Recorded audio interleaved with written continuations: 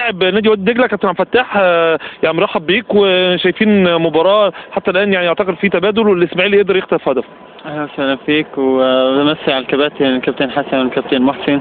طبعا كابتن حسن انا من الناس اللي اتدربت عنده، وانا ليا الشرف ان هو دربني، فوجه له تحيه خاصه يعني. طبعا الحمد لله المباراه يعني ماشيه كويس، يعني احنا الحمد لله جالنا فرص، كان في سوء توفيق. فريق اسماعيلي فريق كبير، بس برضه النهارده مش ده فريق اسماعيلي اللي فريق المرعب اللي ممكن احنا نخاف منه. ان شاء الله الشوط الثاني نقدر نستغل نقاط الضعف اللي كانت موجوده الشوط الاولاني ونسجل باذن الله. في كورتين يا كابتن عبد الفتاح، سواء هنا ليكوا او الاسماعيلي كان فيها اعتراض اللي هي ضربه جزاء، انت شايفها ايه كلاعب من بره؟ شايفها ازاي؟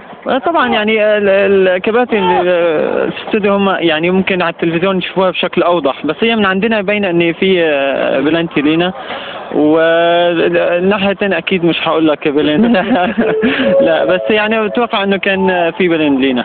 كابتن مايوس بقى وكابتن شريف زكريا، في تغييرات او في حد هيستعد للنزول غير التغيير اللي انتوا عملتوه؟ لا لحد دلوقتي ما فيش حاجه. لا احنا بنشكر حضرتك جدا، نتمنى لكم التوفيق ان شاء الله. شكرا يا كابتن. الله يخليك. شكرا. كل الشكر مشاهدينا الكرام لحسن المتابعه، والان عوده لزميلي خالد لطيف والاستوديو التحليلي مع كباتن مصر الكبار الكابتن محسن صالح والكابتن حسن الشاذلي. شكرا زميلي محسن. يعني الخلاصه كابتن حسن هو يعني طبعا